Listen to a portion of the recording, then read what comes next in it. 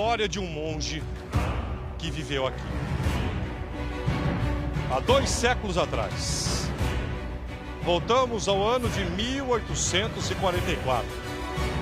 A informação que nós temos, essa grande fábrica de armas, ela já existia naquela época. Era o grande poder econômico. Ao mesmo tempo, um habitante chegou aqui. Um homem que era considerado por vários moradores aqui um homem sábio. Um homem que tinha nas palavras a paz. A conhecida história do monge desta região que desafiou o poder da época. E é essa história, a partir de agora, que eu conto para vocês. A história de um monge que, da mesma forma que chegou aqui, simplesmente desapareceu. A história de um monge que nasceu na Itália, veio para o Brasil e escolheu esta região. Escolheu esta grande fazenda. O tamanho dessa fazenda, ela realmente impressiona. E a história desse monge que eu estou contando a partir de agora, aqui no nosso Balanço Geral, é um mistério até hoje, porque ele simplesmente desapareceu. O monge não era uma pessoa querida. Funcionava aqui, como até hoje vocês estão vendo, esse galpão que, quanto mais o nosso câmera se afasta, mostra a grandiosidade de uma obra e de um prédio que foi construído com a ajuda escrava. Os escravos trabalharam nessa obra durante décadas. Começou esse galpão a funcionar por volta do ano de 1810, 1820. Esse misterioso monge, um homem baixo, de cabelos grisalhos, vindo da Itália, escolheu morar nesse local. Mas ele foi expulso. Aqui funcionava, nesse galpão, a grande casa de armas.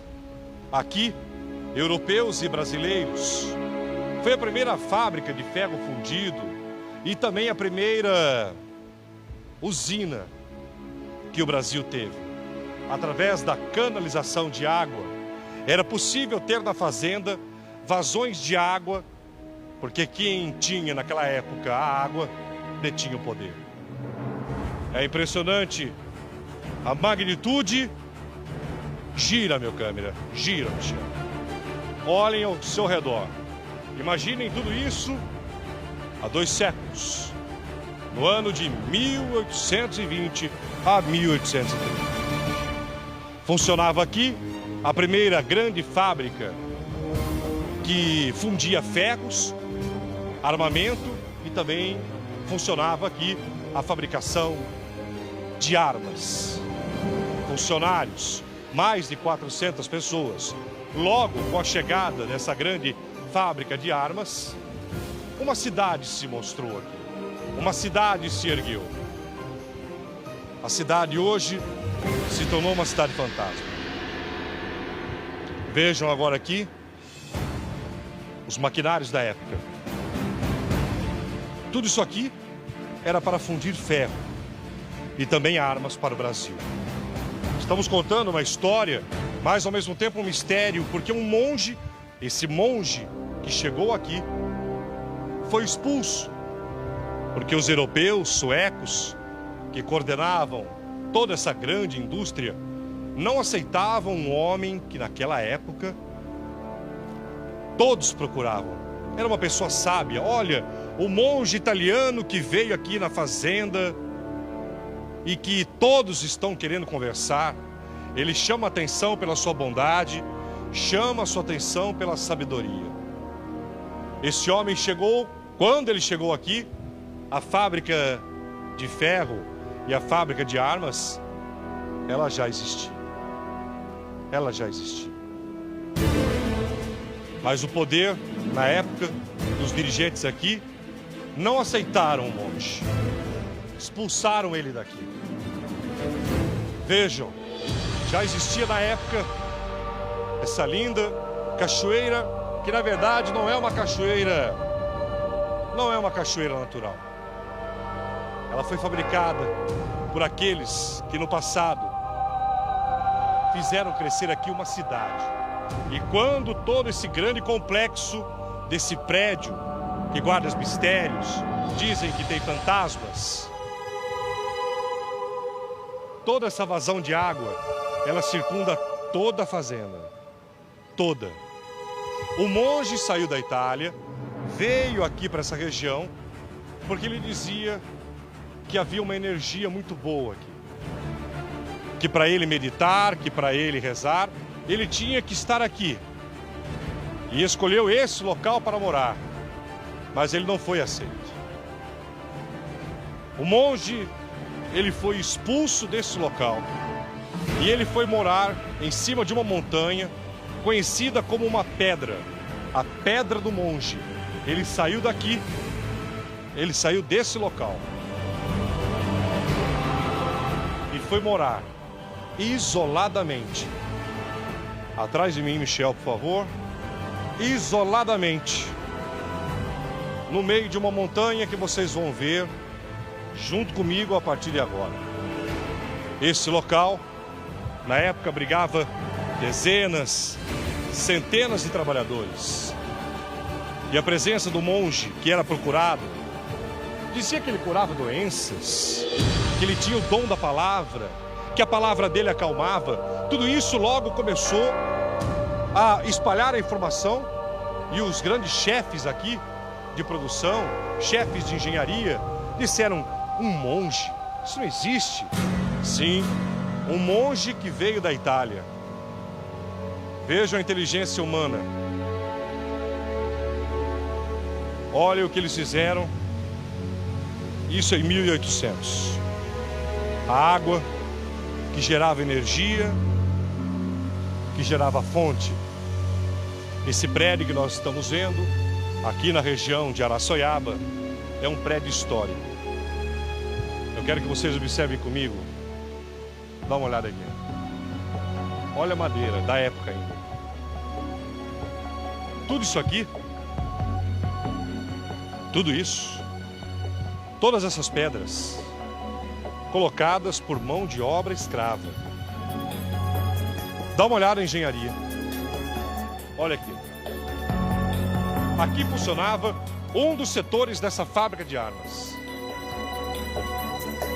Não dá para contar a história de um monge que viveu aqui, foi expulso desse local, sem contar a história da primeira fábrica de armas fundidas no Brasil, que aconteceu aqui. Por que que o monge escolheu esse local? Ele desapareceu misteriosamente. Esse local guarda segredos enigmáticos de um homem que afirma que tinha o poder de cura através das palavras. Expulso daqui, ele foi morar aproximadamente 6 quilômetros de um local. Dizem que ele amaldiçoou toda essa área que vocês estão vendo. Existe uma lenda que ele teria amaldiçoado o local que não o aceitou. Que teria salvo uma criança de um penhasco. E que ele poderia estar vivo. A história que eu estou contando não é lenda, porque ele existiu e vocês vão saber que nós conseguimos documentos de um cartório da região de Araçoiaba da Serra que comprova que esse italiano veio aqui, se tornou um monge, foi morar isoladamente, sozinho, numa montanha. E as histórias até hoje, que ele é visto por aqui. O seu espírito, o seu fantasma é visto por aqui. Verdade ou não, a cidade hoje é uma cidade fantasma, que abriga até mesmo um presídio. A história do monge, que até hoje estaria assombrando todo esse local.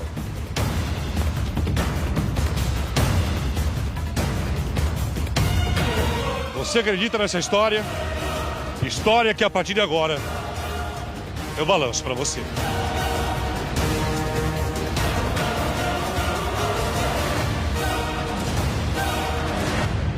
O tempo passa, mas não apaga o passado cada vez mais presente. Esse prédio que o telespectador da Record acompanha a partir de agora no meu programa tem aproximadamente 170 anos e uma grande história. A história de um grande poderio da época que fez um complexo de uma cidade que mobilizou dinheiro, progresso, ódio, rancor e fez ter até uma delegacia que, na verdade, abrigava presos. O que vocês estão vendo agora aqui é uma delegacia. Olha a parede. Trabalho dos escravos. Aqui funcionava a cadeia da fazenda. Trabalhadores, você vê que pedra sobre pedra. Bem devagar para mim. Nós estamos mostrando, passeando, pedra sobre pedra que vocês estão vendo. Para cá eram trazidos os homens fora da lei, ou trabalhadores que para aquela época cometiam pequenos delitos. Era aqui que o monge vivia, e não foi assim. Vejam só aqui, parte agora aqui da cadeia, da velha cadeia. Aqui nós encontramos, olhem isso, a cela.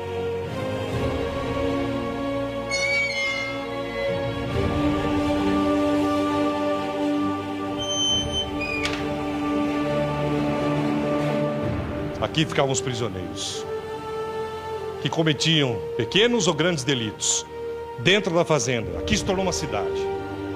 E o monge viveu exatamente aqui. Por que ele teria sido expulso? Por que será que ele atrapalhava tanto assim? Tanto assim? Vocês estão acompanhando e vendo o mistério do monge. Olha esse portal, olha isso aí. Quase 200 anos. Pega aqui. Quase 200 anos. Quase 200. Tanto prova que era cadeia, que vocês estão vendo lá, Michel, rapidamente para mim. Você está vendo. Não havia como fugir. Aqui realmente era uma cela. Prisioneiros da própria fazenda, escravos, eram trazidos até aqui.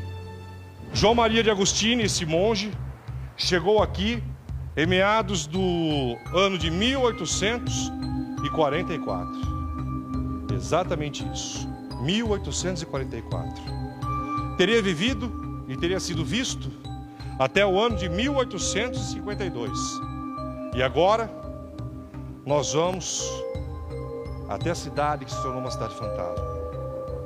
A água para eles era muito importante.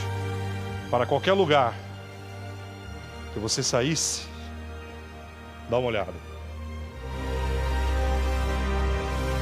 Essa a mesma visão de 200 anos atrás, até hoje. Vamos agora à cidade fantasma. O monge teria amaldiçoado esse local e vocês vão ver o que se transformou e onde ele foi morar.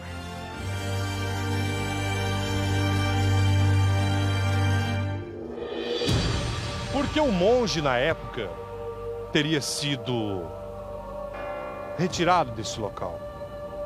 Que ameaça ele faria para esses moradores? O tempo foi passando, a cidade se tornou fantasma. As casas como essa, dá uma olhada, completamente abandonadas. Completamente. Veja agora o histórico real desse local e as fotografias de época que mostram a fazenda em pleno funcionamento. Balança.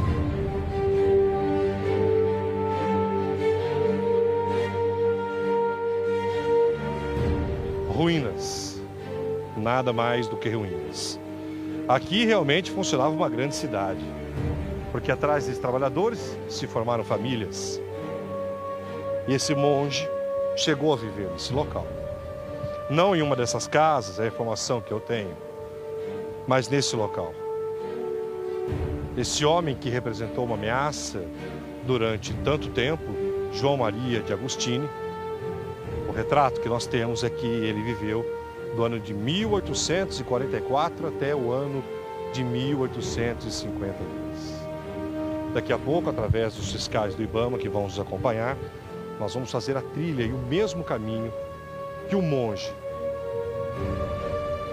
afastado daqui, ameaçado daqui, ele foi morar. Pessoas, mesmo morando aqui na cidade, procuravam o monge do outro lado para buscar apoio, para buscar uma palavra de conforto. E a história é que até hoje, esse monge que desapareceu, sem ninguém saber como, porque o seu corpo nunca foi encontrado aqui, é que ele está aqui, que já foi visto. A pedra que se tornou a montanha e a sua casa. E hoje, a cidade fantasma que vocês estão acompanhando. Tudo exatamente abandonado. Tudo.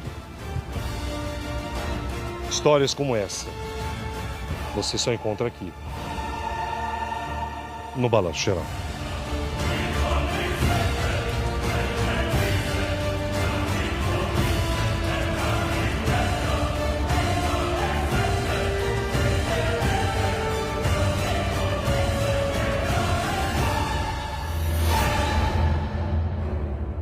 Antes de nós pegarmos a trilha, olha, o nosso carro está chegando lá já. Vamos lá, lá embaixo, aquela caminhonete lá.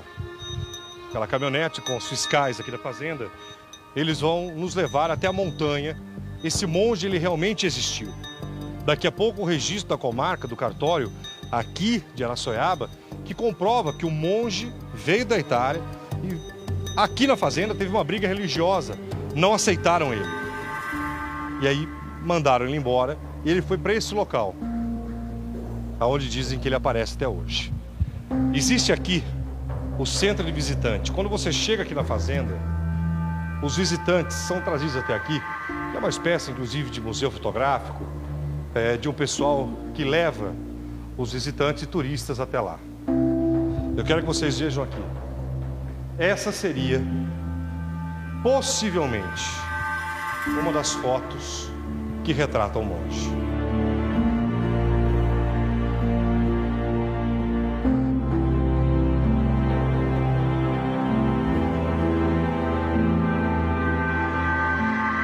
Esse seria o monge que na época teria desafiado o poderio aqui. Abrindo agora para mim aqui, e aqui tem a trilha da pedra, está situada em região marcada, vem cá comigo, pela presença das rochas, com destaque para os arenitos, pela vegetação, e aí fala, tem origem na figura lendária, aí, ó, da figura lendária do monge Giovanni de Agostini, que viveu no Morro Araçoiaba entre 1844 e 1852, numa fenda da rocha arenito, que passou a ser denominada pedra, pois lá ele fazia pregações, profecias e tudo mais. Então, esse é o monge, teria sido uma única foto desse monge, que até hoje o seu espírito estaria rondando toda essa fazenda. E essa trilha que nós vamos fazer a partir de agora, para chegar até o topo dessa montanha, aonde ele se escondeu, aonde ele foi retirado, expulso da fazenda.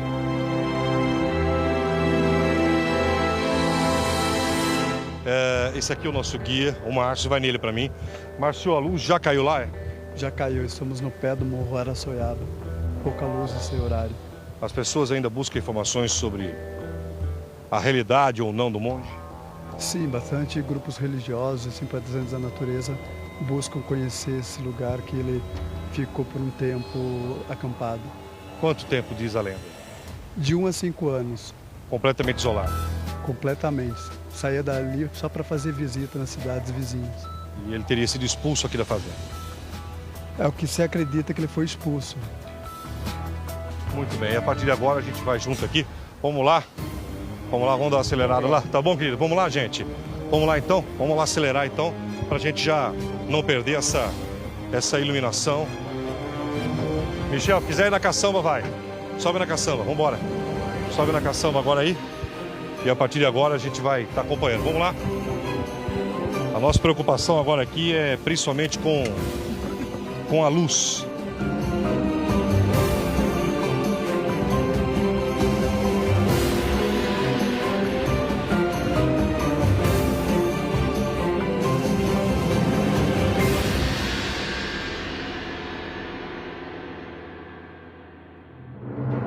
E agora o caminho. Imagine naquela época esse homem fazer tudo isso a pé. Realmente ele andarilhava muito, como nômade, né? Passando por diversos lugares, diversas cidades, até chegar aqui em Ipanema. Agora, quando ele chegou aqui, esse homem ele criou uma revolta muito grande com o pessoal, principalmente da indústria que já estava aqui. A gente começa agora a subir o Morro Araçoiaba.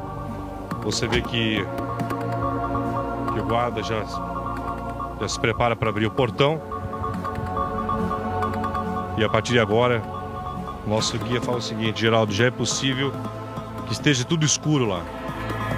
Isso porque nem 5 horas ainda são. Nem 5 horas. Toda essa trilha ele fazia a pé? Não seria esse o caminho oficial. Ele subiria para um outro caminho, que seria por dentro hoje da vila. Porque era bem diferente a vegetação na época que ele viveu aqui. E muito mais vegetação, né? Muito mais, bem mais cerrada a vegetação, depois utilizada pela fábrica. E diziam que ele tinha poderes, conhecimentos de plantas? Dizia que ele tinha muito conhecimento de plantas, não sei de onde ele adquiriu esse conhecimento, mas que era a medicina tradicional da época, né? Ele tinha, então, alguns também bezia água, era um homem bem iluminado. E isso, na época, não era bem aceito e entendido. Exatamente, o racionalismo era muito forte nessa época, no século XIX. Então, isso era um pouco... Tinha gente que perseguia, porque curandeiro era como um bruxo, né? As pessoas acabavam perseguindo. E talvez um dos motivos também que ele foi pressionado aqui, sair dessa região. E aí se isolou no topo de onde nós estamos. Se isolou nessa paredão que a gente está chegando. E ficou por ali um tempo, mas ele também saía daquele lugar ali e ia dormir em outras cidades aqui, como Capela do Alto, como ia para Iperó, Sorocaba, a região toda. Ele saía e voltava para esse ponto que era uma espécie de retiro espiritual dele. E era nesse local que ele passava um bom tempo. Agora as histórias, já diz a lenda que ninguém sabe quando morreu e do que. Ninguém sabe, ele seguiu depois daqui para sentido Mafra, ficou naquela região de Santa Catarina, depois de lá não temos certeza exatamente se ele ficou em alguma região do país aqui ou voltou para a terra natal, que é região da Itália, lá Piemonte, se acredita que ele era daquela região. É uma história que impressiona até hoje. Muito. Tem umas lendas, uma delas é que ele saiu quando ele foi expulso, que você acredita que ele foi expulso pelo diretor, que ele pegou a sandalinha dele, bateu, como Jesus fez, né? Não foi bem recebido, não vou levar nem o pó daqui. E saiu andando por cima da represa, do lago que existe aqui, caminhando por cima da lâmina da água. Isso é uma das lendas. Que ele seria um ser especial, não seria um ser humano normal. Com certeza. Bem iluminado. E nós vamos agora no ponto. Agora, as lendas, elas se formam durante o passar do tempo, durante o passar dos anos. E uma das histórias fortes é que o seu espírito rondaria esse local. Se já teria pessoas que afirmaram ter visto ele. Sim, teve um homem que já veio e falou que ele ainda estava preso a essa região e ele precisava fazer um trabalho para libertá-lo. Mas a informação é que ele teria sido visto por aqui. Sim, por esse visitante. Acreditaram ou não nisso? Eu não cheguei a acreditar, mas eu sinto quando vou para a gruta lá, que é uma parte da nossa trilha, que a gente faz a visita, e lá eu senti senti uma presença, uma vibração diferente, como se fosse sendo observado por alguém. E vamos ver se eu vou sentir isso. E é para esse caminho, para essa gruta, para essa pedra desse monge onde ele se refugiava, que nós vamos agora. Vem comigo.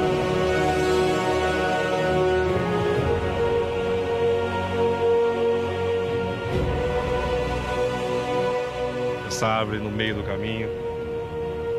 Árvores, as únicas testemunhas da história. Certamente vão estar aqui por muito mais tempo. E para chegar até essa pedra do monge, você percebe agora que é uma subida. A gente está subindo. Com certeza, a gente já contornou parte do morro. Estamos já bem mais alto que a vila. Imagine naquela época esse homem que já tinha uma certa idade, a pé, caminhando, buscando seu refúgio espiritual, porque lá embaixo os chefes do poder da época não o aceitavam, pela religião e pela ameaça que ele também representava. Então ele vinha se refugiar aqui. Há quem diga que ele é visto por aqui ainda. O caminho do monge misterioso de Araçoiaba, o morro de Araçoiaba, as histórias que só o balanço conta. Você está vendo uma imagem mais aberta agora que o Michel está pegando? Há um paredão lá, dá uma olhada. É uma imagem realmente que impressiona.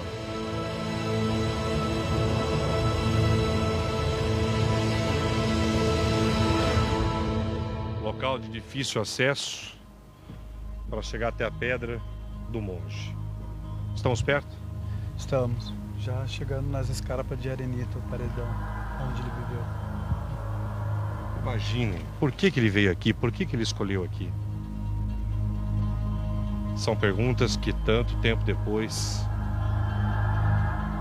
desse personagem misterioso que nós ressuscitamos. O que dizem que aparece de OVNIs aqui à noite é impressionante. É, ocorrência de luzes, já foi observada diversas. Eu mesmo já observei algumas luzes. Luzes? Uhum. Luzes que davam loop, luzes que se movimentavam. Que a gente não identificava. Muito bem. Daqui a pouco você vai contar pra mim essa história. Parece que o caminho vai ficando mais estreito, né, Marcos? É, vai fechando agora, porque a gente está chegando na parte mais conservada hoje, que é a parte de floresta. Na época dele, com certeza, seria mais fechado ainda. E aí chega no paredão, onde é o lugar que ele ficou abrigado. E que vocês vão conhecer. Daqui a pouco, o esconderijo do monge. O homem que era temido pelos fazendeiros e pelos dirigentes da fábrica.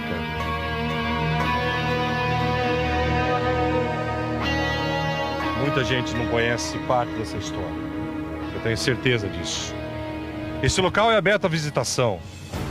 Depois eu vou falar para vocês como vocês fazem, o que o Brasil faz para chegar até aqui e visitar essa história. O nosso motorista pede para segurar. Para subir agora só tracionado, né? Só tracionado. Jamais a nossa van Record subiria aqui. Jamais.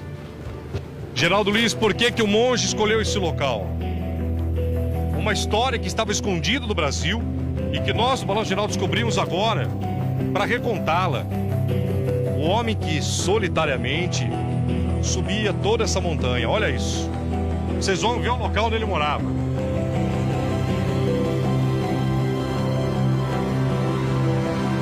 A informação que nós levantamos é que algumas pessoas, em busca de paz e de remédios e de conselhos, vinham até aqui. Exatamente. Medicina precária na época, as pessoas se apegavam à cura espiritual em busca da medicina das plantas, né, que ele tinha conhecimento. E onde será que ele aprendeu isso? Não quer dizer, ele era um médico da floresta. Acredito eu, nas andanças dele pelo mundo, ele foi adquirindo esse conhecimento com povos que já usavam das plantas como remédio. Chegou ao Brasil como? Navio? Provavelmente, navio. Alguns acreditam que ele começou em Belém, chegou por Belém. Alguns acreditam que ele chegou pelo sul, Santa Catarina, depois veio para cá. A pé é muito difícil. Muito complicado a pé. Mas era um homem de muita fibra, que caminhava muito. Com certeza uma boa saúde, em busca de algo a mais. era um ser especial. Eu não sei quem era esse homem. Agora, teve a informação que ele poderia ter sido morto na época, o seu corpo jogado, porque o seu corpo nunca foi encontrado, né? Morto, o corpo nunca foi encontrado. Nunca foi encontrado nenhum restos mortais dele nessas mediações, aqui próximo de onde ele viveu. Se acredita mesmo que ele foi embora, ou expulso, ou por conta própria mesmo, ele venceu o trabalho dele nessa região, ele seguiu fazendo trabalho em outras regiões do país. O telespectador já vê que a luz está caindo, são 5 horas da tarde, vai vendo. Chegamos? A gente para aqui, agora é a pé. A gente vai parar aqui agora.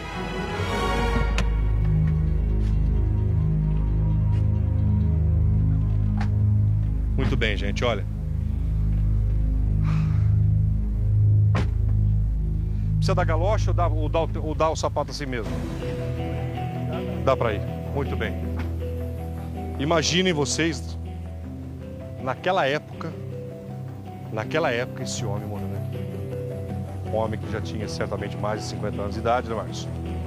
Bem mais, né? Mais da metade da idade. Mais da metade da idade, fazer tudo isso caminhando.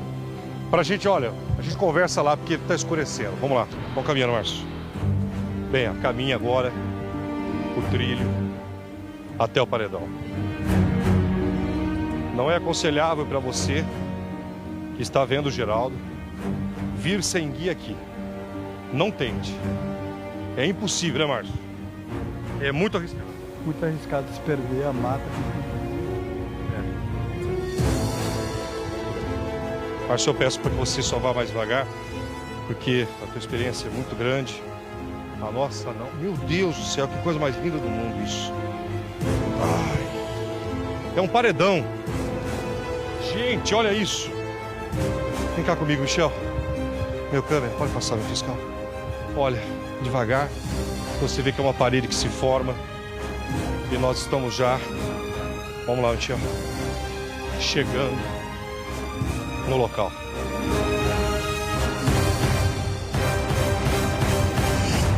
Olha isso. Chegamos. Primeiro, a magnitude dessa montanha de rochas, que é simplesmente maravilhosa. Meu Deus, olhem isso. Olha só, é um paredão, na verdade. Por favor, Michel. Você vê que é um paredão e que se forma como se fosse um teto. Como se fosse um teto. Então, quer dizer, aqui ele estaria protegido. Até mesmo da chuva, claro, se recolheria aqui. Esse seria, portanto, o local onde mais de 100 anos atrás, Márcio, viveu o monge. Essa cruz que tem aqui, as pessoas, pela fé e por tudo mais, colocaram aqui para simbolizar que aqui viveu. O silêncio daqui dói. Teria sido aqui esse local onde ele, expulso lá da fazenda, ele veio para cá. Aqui era o refúgio dele. Vocês estão vendo? Parece até uma gruta. Michel está mostrando bem devagar, mostrando cada detalhe dessa grande rocha, que na verdade é um paredão. E aqui, como era o nome dele completo? Giovanni de Agostini. Giovanni de Agostini. Que o monge viveu, pela história, conta pelo menos uns 7 anos ele teria vivido aqui. Pelo menos isso, de 1 a 5 a 6 anos, você acredita que ele ficou nessa região. E aqui era o local, como abrigo mesmo dele, ou casa. Casa, porque aqui você vê, olha, aqui ele poderia fazer as coisas e ele vivia disso, né? Como ele conhecia toda essa vegetação, ele vivia comendo essas plantas, né? Frutas, na época, legumes e tudo mais. Ele conhecia tudo isso aqui como na palma das mãos. Agora imaginem, essa história que eu estou contando é datada do ano de 1844 a 1852. E é uma história real. Porque o cartório, o Márcio vai falar agora para mim aqui, por favor, Márcio. O cartório da cidade aqui tem o registro o cartório de Sorocaba tem o registro da entrada dele no Brasil e eu vou ler para vocês daqui a pouco a entrada dele na comarca. Positivo. E dei uma visita dele no livro de visitantes do Mosteiro de São Bento, que ele foi fazer a visita. Quer dizer, existiu, não é um personagem, não é uma lenda, não é uma história que o povo conta. É um homem que existiu. Exatamente. Tantos que outros passaram por esse caminho aqui depois, que ele foi embora, alguns beneditinos também, acabaram desenhando na trilha acima, que continua, subindo o mirante, desenharam o medalhão de São Bento pelo caminho. Olha, vem aqui comigo, por favor, meu cara. Você vê aqui que é um paredão realmente. Imagine quantos milhões de anos tem isso. E essas pedras, cada canto aqui era o refúgio dele. Cada canto aqui era o refúgio desse monge. Mais aberto, por favor, Michel. E aqui ele transformou essas pedras, cada canto dessas pedras, na casa dele. E lembrando, quando você ergue, quando você sobe, você vê um grande paredão. Você vê uma grande parede de pedras. Era aqui o refúgio. Era aqui onde ele ficava no seu pensamento. Dá uma olhada lá, ó. É bem aberto, é bem rochoso. Você está vendo que é uma área muito rochosa, muito. Muito. O interessante daqui, Geraldo, que ele, quando chove, essa parte aqui que tem as plantinhas, fica caindo a chuva. E essa parte que a gente está olhando aqui seca, sempre vai estar protegida pelo paredão. E ao lado de trás aqui tem uma água que, se a gente parar para fazer silêncio, a gente vai ouvir a água escorrendo pela pedra, porque sem água ninguém vive. Tem abrigo, água e os frutos na floresta. Tudo isso naquela época fez esse monge. Diz a história que ele nunca morreu, que monge não morre, que o espírito fica. Há relatos de pessoas aqui da comunidade. Eu não sei o senhor como fiscal, se o senhor já ouviu essas histórias de que, olha, já viram a imagem de um cara rodando a mata, circulando pela mata? Já. Conta pra mim como que foi. Mas quem é que falou? Alguém que mora na cidade, conhecido do senhor? É a cidade, né? O que falaram? Aqui vem um homem andando pelas matas, por essas coisas aí. Aí antigamente, né? Andava, né? Antigamente. Aí eu não conhecia muito tempo, né? Que eu nasci aqui também, né? Aqui é uma cidade muito maravilhosa, entendeu? Agora a história do monge. O senhor trabalha aqui no parque há quanto tempo? 33 anos. O senhor chegou a ver alguma coisa? Não precisa ter vergonha nem medo. Não. Se viu, sim. Se não, porque cada um tem sua história. Cada um acredita ou não. O senhor já chegou a ver alguma coisa aqui?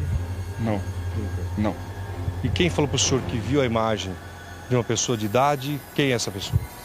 Agora não lembro. Não lembro mais. Faz tempo isso que falaram para o senhor? Faz tempo já, né? E teria sido visto aonde? Por aqui, pela mata, né? Como disse o nosso guia, vem cá comigo, Michel. Só que tem que tomar muito cuidado aqui, porque onde tem esse tipo de pedra eu conheço. Tem muita cobra. Muita. Quero que vocês ouçam uma coisa. Eu peço apenas o silêncio da nossa equipe, por favor, de todos. Para vocês ouvirem o que nós...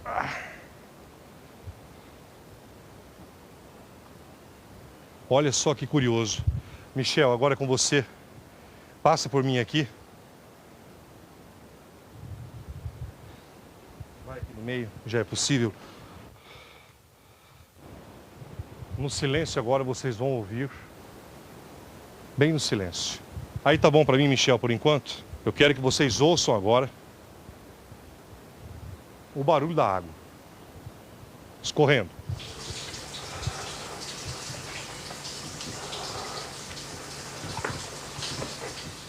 Agora o curioso é que tem uma pedra quadrada lá em cima. E o Márcio vai... O Márcio está aqui do meu lado. Ele vai... Tá vendo aquela pedra quadrada? Você achou já, Michel? a pedra quadrada, bem no meio aqui, Michel. Embaixo, nosso câmera. Embaixo, nosso câmera, bem no meio lá. Bem no meio, por favor, tem uma pedra quadrada. É incrível. O que é aquela pedra quadrada? Aquela pedra é um reservatório de água que foi feito já bem depois que foi embora daqui, para captação da água que desce pela rocha. E deu para ver que é uma pedra diferente. E acaba caindo esse filete de água aí como uma cachoeira. Dá uma olhada agora. O Michel vai ter que tomar muito cuidado. Devagar para mim, meu câmera, por favor. Olha para cima, olha a prancha de pedra que tem. Vai ter que ser agora muito à sua direita, olha lá.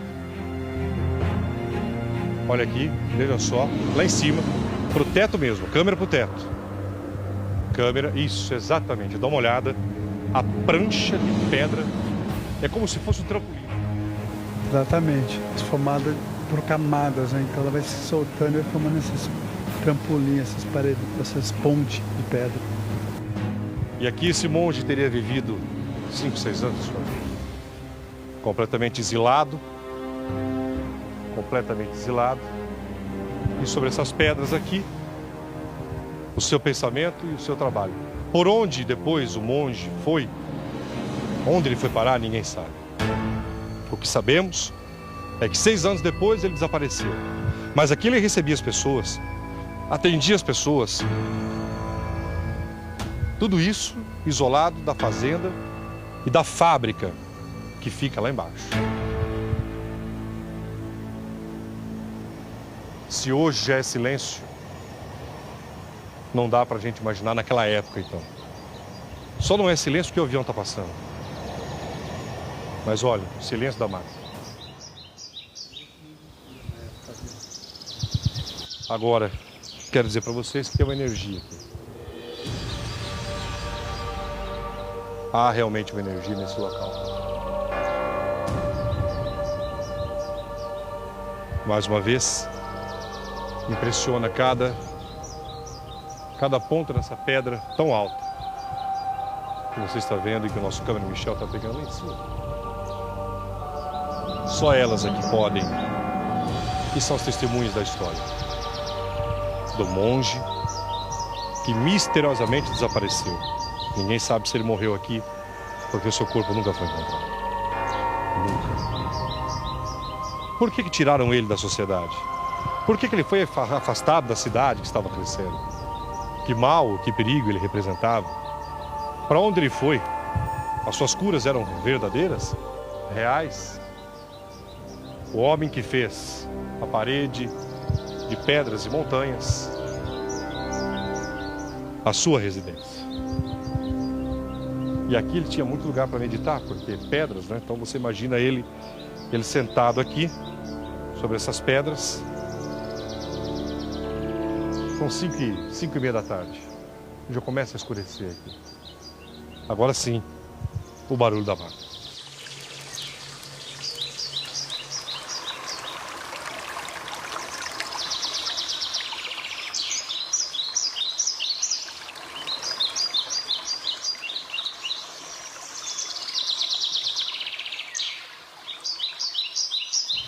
Essa pedra aqui, discute-se muito se ela serviu de cama para esse monge.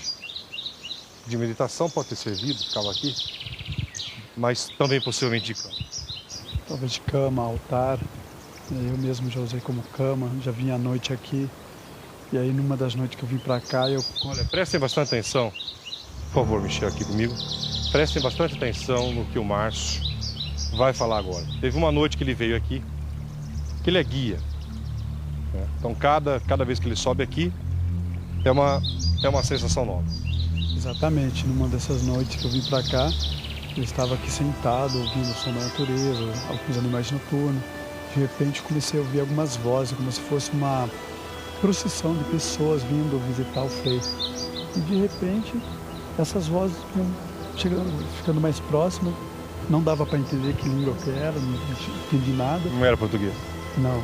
E aí de repente ela desapareceu entre o paredão. Eu fiquei esperando, apaguei meu lampião e ninguém chegou até o local.